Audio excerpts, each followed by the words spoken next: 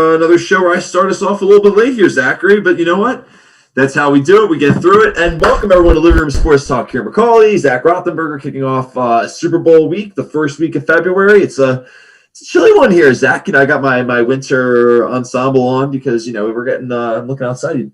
It's a rarity that it's light out, bright out, in the middle of the night with when we're doing this, in the wintertime at least, because there's snow out, Zach.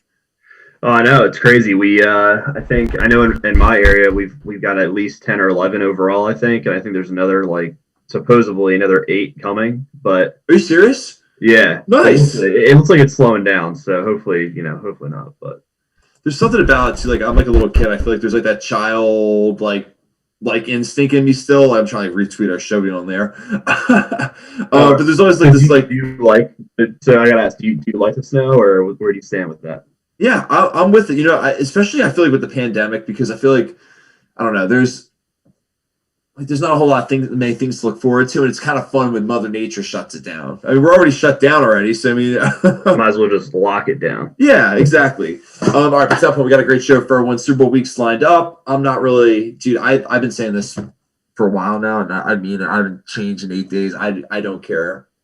You can watch the game and fill me in. I don't care. I would actually rather watch like paint dry than watch this game on Sunday. I know I was like, come on, man, you'll turn around. I'm like, yeah, I'll do it just so I don't look like that guy who's like, but like I don't have any interest in watching it. Yeah. No, I said the same thing to my dad today, that I just have no interest at all. But of course I'll watch it, but it's just Tom Brady. The pop culture thing you're watching it for like the commercials, like things you're gonna miss that are gonna happen. I will say I do love the commercials. I do love the commercials part of it. Look at this. We got the chat going all the way. We got Uncle Ricky kicking us off. I love it. Wow, they got 12 to 14 inches, Zach. That's wow. Yeah. Now we're talking. Now are they near you? He's saying the Chiefs all the way. Yeah, you have to pull for the Chiefs, I think, right?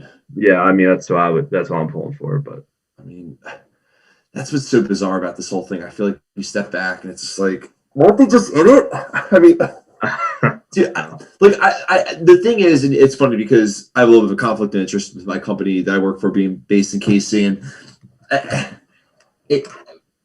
there's something about like I just sit here and I'm like, were we not just here when we're both like, I hope to see you. I hope it's a rematch of Super Bowl I. I'm like, well, I'm gonna make it there again. It's like, but you did. It's like, I hate myself. I'm still bitter, as you can see.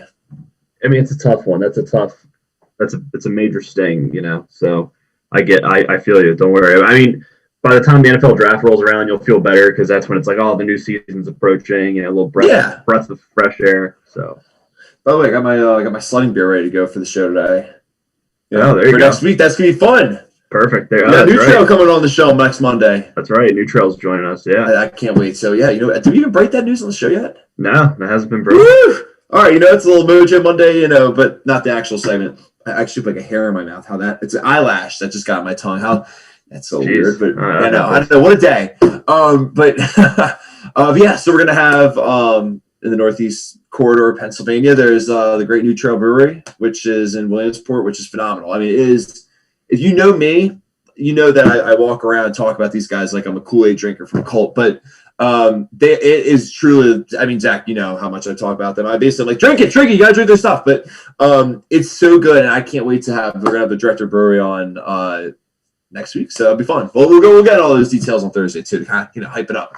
Yeah. But all right, it's funny because obviously I could do the part right now with the show, and I say we got a great show for everyone, right? And I would talk about how we're going to talk about the Super Bowl, and we're going to talk about all this different stuff that happened over the weekend. But it's funny how you and I haven't talked about this at all, but there's been a lot of football news, like just a lot of football chatter, like banter outside of the Super Bowl circuits. And I just literally think it's like when you watch a National Geographic thing, and it's like February is the time where the media members go to like that. I of course screwed up right there, but I was basically trying to say they lay with the clickbait and produce offspring articles like in February and March, like without it's. I can just hear David Attenborough's voice narrating it. Not nonsense articles and just Dude, I basically was like, do you want to just do clickbait NFL talk? It's the same thing. I had like 9 different clickbaits today. So. Oh yeah, no, it's everywhere right now. You wake up and just expecting fate. Well, and to that point, why don't we just for fun? Because I feel like we always do clickbait, and for anyone who's new to the show, we do a segment called Clickbait Cleanup where we pick articles and we call them out. I don't know, dude. I just feel like Grant, we can talk about the Matt Stafford thing. Why don't we do this, righty? Let's just walk it in nice and slow. Do you want to kick yours off first? Yeah, sure. Let's do it. So, it's funny. I gotta load yours up. This is from Mike Garofalo, who I like on when he fills in on Good Morning Football and on NFL Network. He's a great reporter. But he came out the other day and says Pat Mahomes might be underpaid at some point in the next decade. Well, Mikey G, that's why the Chiefs, as a business, did a 10-year contract, so that way they're not in 5 years they're not paying him $60 million a year instead of his $45 that he's getting now, which is still astronomical. But that's why they set it up that way. And if you're a quarterback, if you're a football player, why wouldn't you want to sign a 10-year contract in a contact sport? You're solidified to be very well off. His total contract value, I think, was it $503 million when it comes with bonuses and everything. And it's like these are the same guys too that are breaking these stories when they happen, like last year when they signed him after they won the Super Bowl and everyone was screaming like, oh my god, that's just, and it was a great sign, like you just pointed out. Mm-hmm. It's just like now you guys are the ones saying like, oh man, like it's like the NFL Network. They start so much crap. Not that I'm saying like this is it per se, and I like Garofalo, but I don't know what it is. I hate this whole. You're right. Like it's just like, well, what's the alternative? Right. Yeah, exactly. The alternative is you pay him over $60 million a year. So right. And to put in perspective, there's some other quarterbacks that are around his neck of the woods. Deshaun Watson's at $39 million a year, which is part of the reason why it might be tough to trade him because who wants to eat that contract? But right. Put in perspective, Russell Wilson's $35 million a year. Aaron Rodgers and Jared Goff are both $33.5 million a year, and then Carson Wentz $32 million a year. So. There's some that are sniffing around that area, but long story short, sure, he'll be considered underpaid. But again, the NFL and every team is a business, and that's why they structure it that way. Yeah, and it's funny because why don't we just stick with chit chat with quarterbacks, right? I'll just roll into mine, Zach, because I can sit here and tell you that like Mahomes thing's stupid, but I'll tell you, I'll just instead of me seeing that, I'll raise you one. Oh, would you look at that? That the Rams tried to trade for Aaron Rodgers before Matt Stafford. So I'm not, as I put my hands on my face here, I'm not going to do a long tirade. I do this quite a bit on the show where I maybe talk too much. I won't do that for this. This is the exact same thing as like when you're a 14-year-old kid and you finally get your first Twitter account and you shoot your shot with Aaron Andrews or whoever, right? And you try to message them and say like, hey, I think you're pretty. And then they don't respond.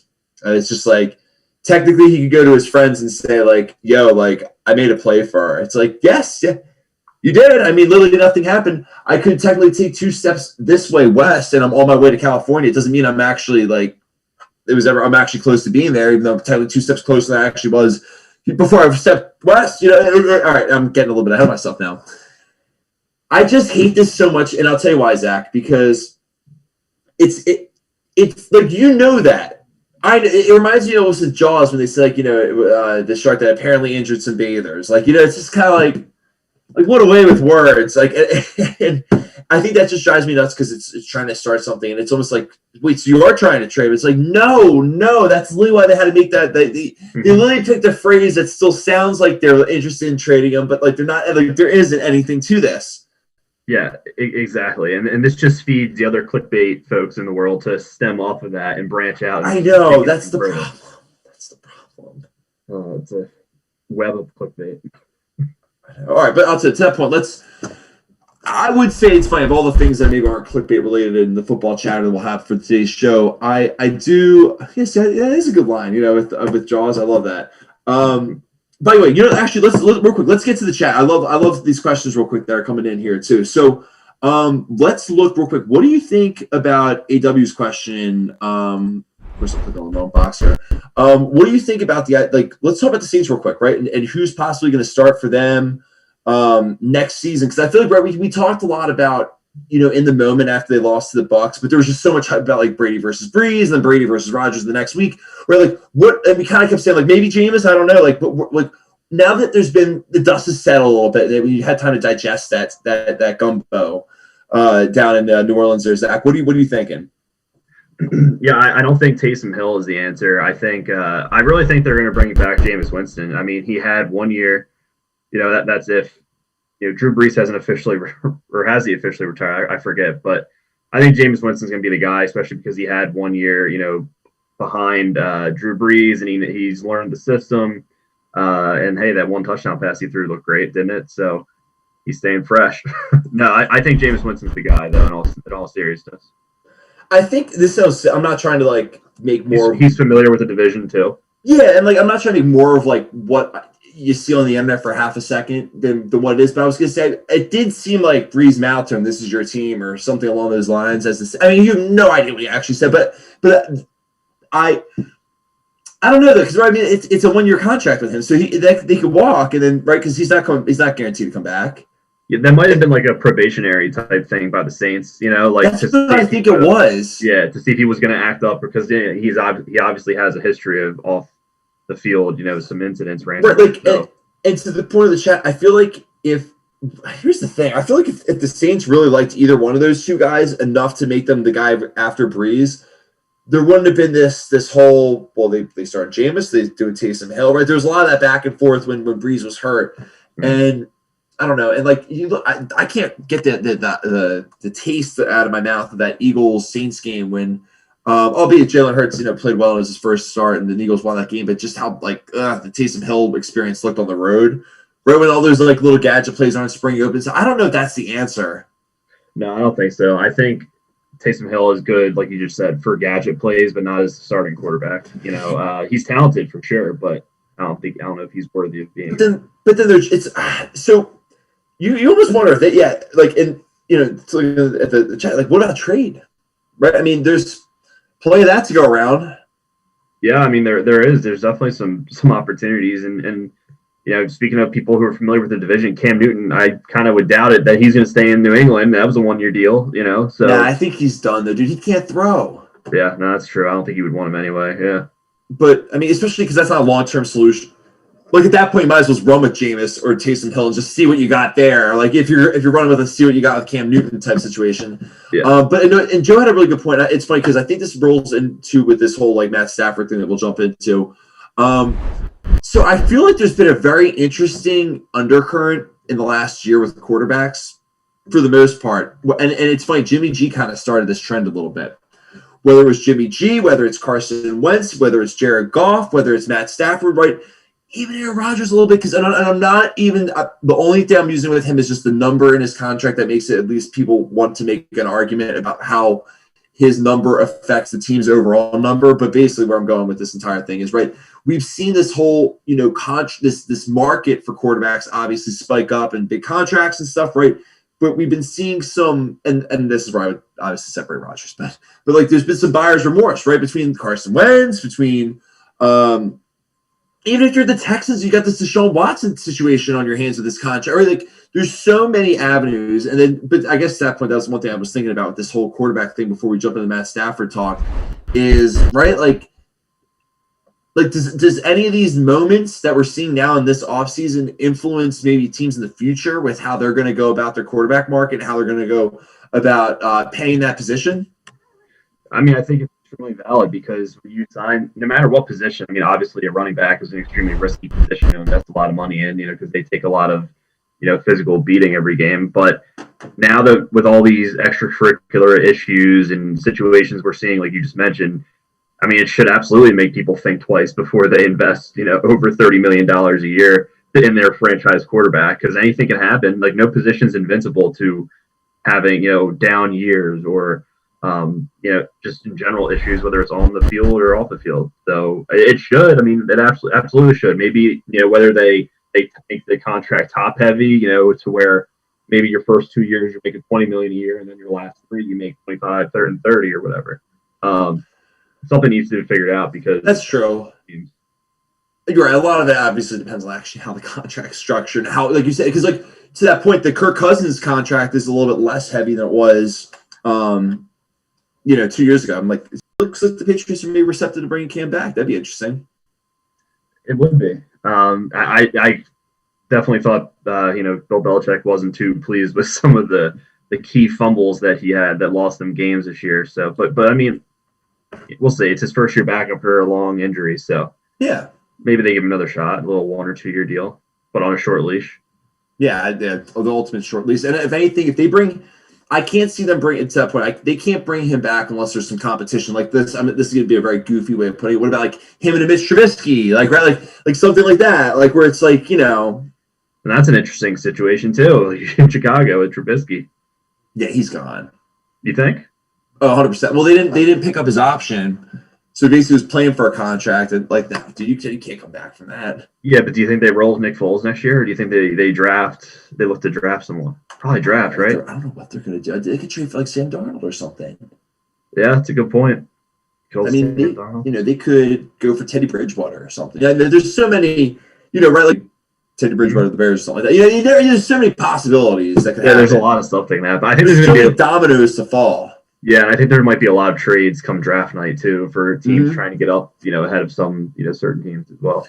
But I'll tell you, to that point, the first domino definitely to fall was between obviously the Rams and Detroit. Now, you were texting this, and I'm not picking on you, but I feel like because you handed a little bit out when we were texting, and like I know this is like the natural trend right now on Twitter is everyone's like, good for the Lions. I'm so proud of them for sending Matt Stafford for where he wants to go. And I'm just like, wait, what? What? Wait, whoa. Come on. Talk about. First of all, they got a haul for him. I mean, let's a little too heavy of a haul, in my opinion. Yeah, I mean, so, there's that. Like, it's not exactly like and I don't buy this whole, like, they had better offers, but they wanted to send him somewhere he wanted to go. Like, BS. Like, come on. You can't actually tell it. Because at that point, then maybe you get a better pick, but you're not getting as much money. Like, there's so many layers to that. And I love how the media just frames it like this is just high school football, where it's like, go have fun with your new coach and your new team. Like, I hope the best. Like, the new town. Like no. Yeah, I really think that the Lions won that trade hands down. You do. I really do. And you see the comment Goff made, which is what any quarterback would say, that he's thankful to be in an area that's going to. That whole thing. I hate that quote and all that, but. And Jared Goff, I don't think is back. Like, here we go. If Stafford is like an 8 out of 10, I think Goff is probably like a 6.5 or a 7. And I think, and then getting those first round draft picks and was a third a couple of years from now as well. Like that's huge for a team, especially a team that is retooling. And they're not that far away. They're really not. I mean, they have talent. They really do. If they can re-sign Galladay, I mean, that would be. Obviously, a significant improvement, than what else they have working there. So, I don't know. And everyone makes Matt Stafford. Every year we hear that he's an MVP candidate this season, and Good Morning Football, NFL Network says it literally every offseason. Who's the most underappreciated guy in the league? It's Matt Stafford because he plays for the Lions. It's like, I know. It's like, how long are we going to hear that song he sang? Yeah, literally, it's every year. And all right, enough's enough. I mean, he hasn't put up at all. I mean, he puts some numbers up, but he's not across the board steady. Like, he's flashy. To that point, and I'll give you a number. It's always up. He doesn't finish the season. Well, there you go. Like, and if you're investing in a quarterback, you need him to stay on the field. Now, let me ask you this, because look at the chat too. So, this we're just picking up scraps off of Twitter, basically, when we read these reports, if you will, from the media, but. There were supposedly 8 teams in on him, Carolina and Washington being 2 of them. Going off the chat, what do you think of their 2 situations at quarterback? Well, I think Washington. He struck out. I was going to say, of course, I have to cut you off, right? No, you're good. I was going to say, because obviously, of course, they're in on the Stafford sweepstakes. Now what, right? Yeah, I think Washington, as much as I love, and I know we both love Alex Smith and everything, I think they need to look for it. I don't know if he's going to stay around, if he's going to retire, but even if he does stay next season, I think they need to look for a younger quarterback. Heineke obviously looked good, but that was in a very, very, very small sample size. So, I think a team like that, you would look to bring in, maybe a Sam Darnold or you look to the draft. But unfortunately for them, because they won the division, they don't draft till later in the first round. So they might not have much there. Well, let me ask you this. So let's maybe lay out. And I hate doing this because then you start wandering into like the Teddy Bridgewaters and stuff where it's like, well, then they'd have to get moved. So I was going to say, like, who is a quarterback that you would not be surprised if they got, like, were a movable piece? Meaning, right? So, like, well, I'll even start with that. Like him, Darnold, Cam. I'm just trying to think, like, I mean, whether they're by a free agent, whether by trade, right? Like anything. Yeah. Alex Smith. Yeah, I feel like maybe the quarterback, the backup for the Redskins or the Washington football team. Yeah, no, I think Bridgewater I could see getting moved for sure. Just because I think he, as much as I like him and everything, I just think he's like too in the middle. He's not like the guy who's going to take you over the hump and get you into the playoffs or get you to have some type of run. Well, I'll tell you what, dude, I'll stick in the South. What about like a Matt Ryan? Like he might move. I know that's kind of crazy to me considering what is he? He's his early 30s, I think, mid 30s. I think he's the same age as Stafford. So 32, 33. Yeah. It's interesting. It's interesting because I mean Matt Ryan, he's had all the talent in the world around him. It just seems like he's another guy who he'll throw for 400 yards one game, and then the next game he's got 3 interceptions and throws for like $150, and it's inconsistent central. But I also don't know if that situation was mainly because of coaching or what the deal was. But and I don't think Kyle Allen's going to get a shot in Washington, like a real one. You know what I mean? And then it's like the Jets keep Darnold. Do they not? I mean, I think Salah is pretty high. Ben on come Darnold. back? Like, so well, did you see Ben? I guess wants to restructure his contract so he takes like significantly less money, so that way the Steelers have more available to re-sign. Just go for everything. Basically go for the Super Bowl or bust. Yeah. One more year. Is that basically what you think they're going to do? I think Ben's going to be staying. After reading that the other day, where he basically just said, "I'll take a significant pay cut if we can retain or get other players." So scary. Is Juju a free agent? Yeah, he is. So I think he did that because they wanted to try to retain Juju. I don't think he's going to come back. Yeah, I don't know. It's interesting. You see Antonio Brown and Le'Veon Bell, they left and they're both in the Super Bowl now. So. Allen Robinson's going to look real good in a Steelers uniform. Hot take right there. Wow, could you imagine him lined up with Chase Claypool? Shoot, I want Robinson to come to us, the Giants, but is that a thing? I don't know. I don't know. I think depending on how the draft goes, or how it's going to be projected to go, will determine. Because I don't think Devontae Smith's going to be there for us at 11. I'm sure the Eagles or some team is going to probably snag. Probably not. Yeah. So I know Jalen Waddle is or Jamar Chase. They're like the two hot names. That'd be fun. It would be. I don't know. I just like Allen Robinson. It's the Penn State deal and all that. But. Yeah, of course. Yeah, there you go. Some blue and white blood for you. All right, real quick. This is another name that. Well, actually, real quick. I'll before we get to the other one. Real quick. What are your thoughts on this whole I gotta stop. I'm better than this. I'm better than this, and we're better than this as a show. Like we're not gonna do this Anchorman. What was it like the watch for the panda thing? For the kid, the panda having the kid. Whole get up thing with every single day that was their main story, and that was almost like the running joke. It's we're not doing this with Deshaun Watson. They're well, he's still texting today, Zach. I don't know, but I'm just basically to that point. That's why I'm bringing this up for a second, because it's if we're going through this wheel of clickbait, if you will. I don't know. I'm just tired of hearing about this. I don't know if he's going to get moved. If he gets to get moved, it's probably going to be the Jets, right? I don't know. It doesn't matter. I get sucked into this too, though, because he's such a weapon. It's because if he goes to the 49ers, and I'm it ends in 2 seconds. It's over. Right? What the Bears get him, it's remember they got Mitch and they didn't get the other 2 guys. It's well, they got the other guy at the end of the day. It's that's not good either. So it's but then the other point is it's okay. This is the thing. It's in the back of my head. I'm almost say it now, because it's it's opened up Pandora's box. What I'm about to say. Not that the quarterback position is not valuable, because it is. These guys were all. I'm almost going to play therapist here for a second. Would you or would you not agree that the quarterback's the most important position in sports? Right? Yeah, agreed. Right, okay, so we're talking about the position probably in all sports that helps. And I'm not saying it's all their winning or losing is all them. But they definitely have a hand in it. Right, the Lions didn't win anything with Matt Stafford. I'm not saying that's all his fault, but I'm also saying they were the worst team ever. Yeah. Right, at what point, when does the blame shift? Any of these guys, even Deshaun Watson, well, the Texans have sucked. Right, okay, they go to the playoffs, they win the first round against the Bengals, they get axed.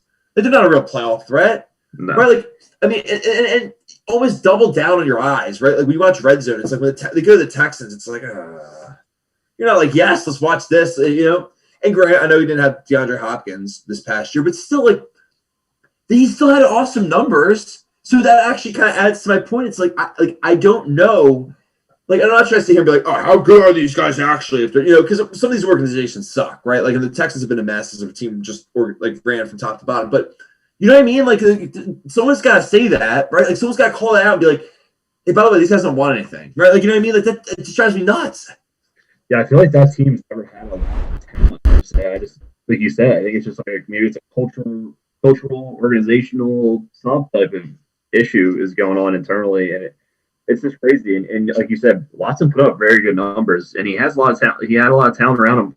Brandon Cooks had a sneaky good season this year. He was a top 20 or top 15 fantasy wide receiver that no one thought. You know, Will Fuller was healthy the majority of the season. And David Johnson, I mean, he's at the end of his peak, I guess, but still, like the team, they're not bad by any means. It's just for some reason they just can't put it together and win as an organization. Well, yeah, that's the other thing. Because if I said, hey, Zach, the Texans have a good defense, it's like, yeah. It's like, well, there you go. They have a good defense, like a quarterback. Like, did they just spend on those draft picks on their offensive line? Like, what's missing? Yeah, I really don't know. I'm not blaming him, but I guess I was just saying, like, for every person that wants to say it's not his fault at all, I'm like, well, yeah, it has to be a little bit. I mean, the quarterback is the coach on the field, so, you know, he does have to take some blame. Yeah, I don't know. It just, that whole thing just kind of drives me nuts because it's like everyone just keeps watching with bated breath on what happens. And I get it to a certain degree, but I'm just like, yeah, the Texans sucks, right? Like, I don't know. Yeah. And they still will. And maybe they'll keep him. Who knows? Here's an interesting one that's been popping up real quick, though. Do you see this whole thing with Kirk Cousins, like linked to maybe the 49ers? Because, you know, him and Kyle Shanahan had time together in Washington before. I think this is clickbait. I think it's clickbait, but I also like this is so like kind of out of left field that like it reminds me of the Diggs getting traded thing. It's like this probably might happen. Like, you know what I mean? Like that's kind of my mind's like juggling right now. My thoughts. I feel like that's like such a lateral move though for either team. I feel like you're getting like kind of a similar. I think Kirk might be a little bit better, even though I was on the Jimmy G bus a little bit ago. But I don't know. I think Kirk might be a little bit better, but I don't really see how that trade helps either team that much. See, I'm going to spin the opposite with you here. I like this because like an organic like sports show where we're not faking our takes where you say one thing and I say the other. But here I'll almost spin around. I'll say I actually don't think it's a lateral move at all because this is going to sound like I'm making fun of Kirk Cousins and I'm not. You know exactly what you're getting with Kirk Cousins. Exactly. Right? He's not going to actually go down and win you a game. But if the rest of the team's good around him and he feels comfortable and everything's going well, he's good to go. He's not really going to ever lose you a game. The only games he loses you is the games where it's like, go win it for me, man. And then he doesn't do that. You're like, you lost it for me. And it's like, okay, well, no, he just didn't win it for you. He never losing it is self-destructing, right? Like so, and he does not do that at all for the most part. So Jimmy G is a little bit the other way, where it's like right every day, like you know, the one game it's like, wow, Jimmy G, and then there's the other way where it's like, we sure that was him, or was it like Space Jam where the aliens took his talents, like, because, you know, couldn't stop throwing the ball to the other team? Like, right, like, and I think that is what the 49ers like. We can't have this Jekyll and Hyde type vibe with our quarterback position. Kirk Cousins is going to be just a very, like, you're not going to get much of an interest return back, but you're not going to be paying. Like, right, like it's going to be just very right through. Mm-hmm. So that's my, like, spin-off take that maybe that's exactly what they want because they have everything else around him. Yeah, and you know that's a good take because they need the 49ers need more consistency, and Jimmy Garoppolo hasn't really given them that besides 5 games. So he's like a penny stock. Yeah, no, you're exactly right. He's been volatile for using our stock terms. So. Yeah, there we go. Yeah, right. But I'll tell you, you want to talk about the 2 teams still playing? I don't, but you can if you want to. One big thing that came out today was, so I don't know if you know, but with the COVID protocol now, if you fail it, like if you test positive or if you're out, right? You're out of the game, whether that's a coach or a player. And the Chiefs had 2 today. Demarcus Robinson, wide receiver, who he's not like an MVP on their offense, but he is a role player on that offense. Yeah, that's huge. And Daniel Kilgore, their center. And they lost. Was it Eric Fisher? Yeah. Yep. That's those are two pretty key losses. I don't know about you, but if I'm playing the Super Bowl these 2 weeks, I'd be locked in my room all day whenever I'm not in practice or in film study. Yeah, and I thought you were going to say I would lock in and watch film on the Bucs defense. It's like, yeah, I'm still having nightmares about them, so I can attest to that. Yep, you want to watch them. I have a weird feeling the Bucs are going to win the Super Bowl, dude. Yeah, I do too, but I don't know. I mean, I'm pulling for the Chiefs, but I am too, but I feel like this is like one of those games where everyone's like, "Oh, it's gonna be the Chiefs," and like the Bucs blow them out or something, and we're just like, "What?" You know what's going to come out after Super Bowl weekend, whether the Bucs win or lose, is the articles that say, "Oh, see, I told you Brady didn't need Belichick." You're going to see that come out. But so he went from Belichick to Bruce Arians. Oh, really big drop off. I know everyone's going to say I'm being petty, and I'm not saying that Tom Brady's not part of this, but the Buccaneers are so damn talented. We said that when he went there. We're like, they're really good. Like, they weren't that bad with Jameis, who kept handing the other team the ball. Yeah. And there was no culture there. Now you got a guy who's basically cleaning and scrubbing that culture straight out. He's legitimately a coach on the field. And Bruce Arians even said that sometimes Arians just steps back and lets Brady run the offense sometimes. Yeah. I mean, it makes sense. Oh, God. It does. It does. It's I think with the Patriots, he didn't necessarily have all the talent around him on offense, but he was elevated in talent, and he had a good coaching staff and system behind him. Now in Tampa Bay, I mean, he's still great, obviously, but maybe his talent isn't as high as he was at his peak, obviously, but the talent around him is probably the most he's ever had, like we just said. So of course, the gaps get filled and everyone looks great. Yeah, and I'm just keep thinking about how dude, why is it every sentence of this? I gotta stop playing with this hat. But it's Brady. Like it's like the worst part is I bite the butt of my hand. It's like if the Packers win that game, they just get one more drive. Everyone's like, "Yo, Brady had 3 picks, by the way. Yikes! Like, is it over for him?" No, that's a great point. No. He's the goat of the goats of the goats of the goats of the goats because the defense kicked our ass and we turned the ball over a lot in the beginning of the game, and that's where we are. Here's a great point, and you would know this of all people. Great point with the chat. Steve Spagnuolo's had a lot of success against Brady in his career, though. Yeah, he really has. Yeah, the 07-08 Super Bowl, that was Spagnuolo, against him, and Spagnuolo's been around for a long time, opposing defenses against Brady, and if you notice the Chiefs' defense in this right time, Spags is regular season. His defenses typically are like middle of the road, but then postseason time, something clicks and they go through the roof. I wonder I would love to sit down with a football coach and just ask them that and be like, look, like at that level, especially because like everyone's so damn good, right? It's not like high school, middle school, college, where like even if you have like a guy that's so much better than the rest of the kids out there that you can get away with some things. At the NFL, you even talk about it. They always say, like, most of the time, everyone knows exactly what's going to happen. It's all about the execution of it. And I just think about that all the time. Like, I don't know. No, you're exactly right. Like, when you're in the NFL, the speed is so fast. You basically have to know before the play even snaps which way it's going, what to do. You can't think. So it's so close. Like maybe they're saving stuff. Are they not? Like, is that a thing? Like, you know what I mean? Yeah, no. Maybe Spagnuolo just studies tape all the time and picks up little nuances and Yeah, and I'm sure teams grow as a unit too. You know what I mean? Like throughout the season. Oh, for sure. I mean, you know how it is. But you played sports growing up. I played sports growing up. Usually, like as the season comes on, that camaraderie builds, and especially if you're winning, that helps big time. Yeah, that does help. If you lose, maybe not. But if you win more than you lose, then a lot gets built there. So that's a good point. So.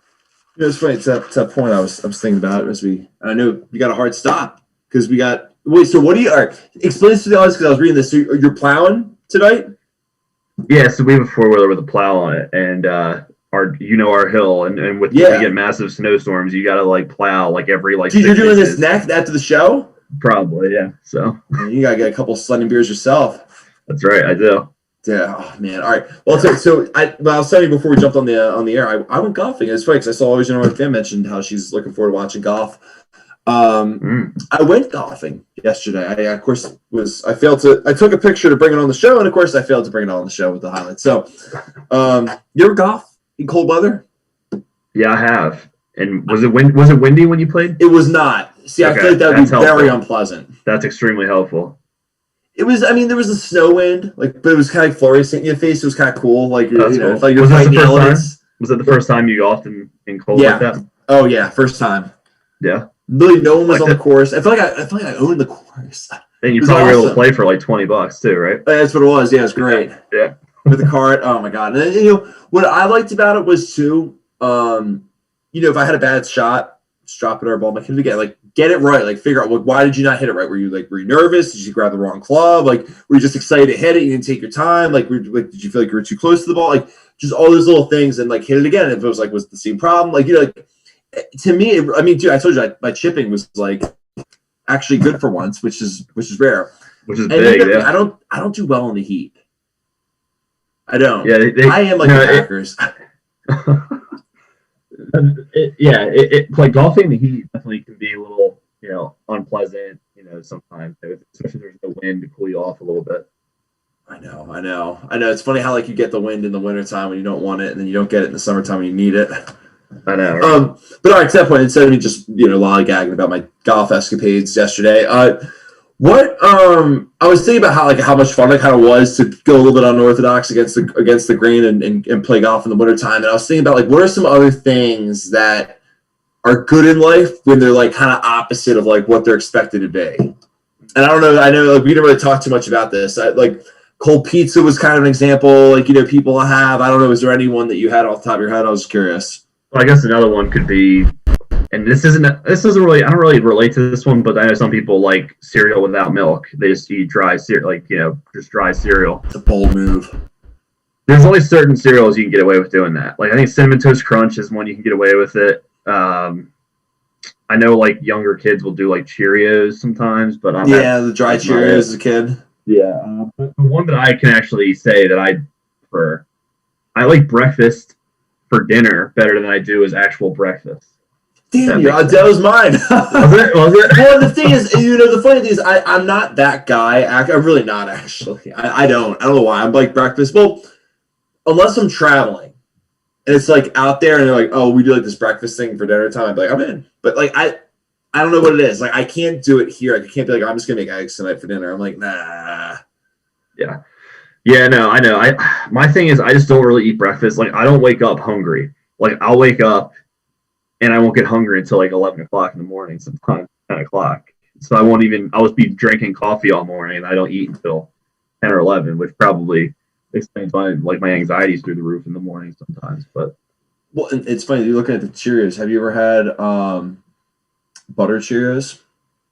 No. I'm not kidding. They're so good. Yeah. Really? Oh, yeah. Or with milk. So you get Cheerios and you melt butter in a pot or pan, and then you mix the Cheerios in with the butter, and it's amazing. Oh my god! It's actually really it's phenomenal. My mom used to make it for my sister and I. It's phenomenal. Yeah, a little burner action. Breakfast for dinner. I had another one. I don't know if it counts. Go, please. Did I took yours? No, it's fine. I actually have another one on top of my head, but it's not that good. So please, give me another good one. So I think good. So I feel with ice cream, I think it's better. You always have to have chocolate chips on it. You can't have you have to have that on it. You can't just not have. I put chocolate. You have to have chocolate chips on your ice cream. I'll be eating cookies and cream out of the thing, and I have to put chips on it. Always. Yeah, always. Can't have it without it. No matter what, I always put the dorsals. That's fun. Yeah. Mm-hmm. Wow, is that an Italian thing? I don't think so. No, just me being a lunatic. Wow, no, I like that. Well, dude, no, it's nothing's more crazy than me. I was gonna say I like to run in the rain. And it's really weird, but I feel I'm you know what? I'm not really supposed to do it today, so I might as well do it. You don't get sick? I don't think. I think it's just it'll wives say. I just think that you get back, jump right in the shower, you're good to go. Yeah. No, I think you're probably right. I never run the rain, so I can't. I don't know. Well, you know me. I like to run on. All the time I run is when the Packers are playing. Just get out, But oh yeah. Well, yeah. You gotta run. Run in the rain. You can dance in the rain. There you go. That's a good one. Yeah, I'm trying. So yeah, it's funny. Do you want to do Mojo Monday? I'm trying to think because I know you got to get out of here, so we can kind of make this a little bit of a quicker show. Yeah, you want to jump into that? Yeah, sure. Let's do it. So my Mojo Monday, I actually kind of struggled to find one. Really? Yeah. So I'm gonna Ladies go. are disappointed. I know. I'm gonna go with Connor McDavid.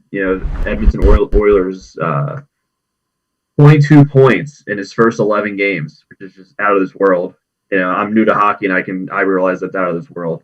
And there's one player behind him who's one of his teammates has 21, which probably is in correlation to McDavid, with assists and whatnot. Oh yeah. The next closest is at 14. I mean, he's just playing out of this world. Like I was watching NFL Network the other day, and you just see this guy going down the ice, and he literally just like glides past everybody. Oh yeah. He's got that Crosby skate in his game. You know what I mean? Like that. Like he with his hands and his vision on the ice. When eventually Crosby retires, I feel like he'll take that mantle of being like the face of the NHL with great grace. I think it's a real deal. Obviously, it's a real deal. Oh, 100%. And the other thing that's interesting is he's got all these points, and their team is they're 5-6. Their record's 5-6. So, and they're I think 6th or 7th. They're 6th in the North Division.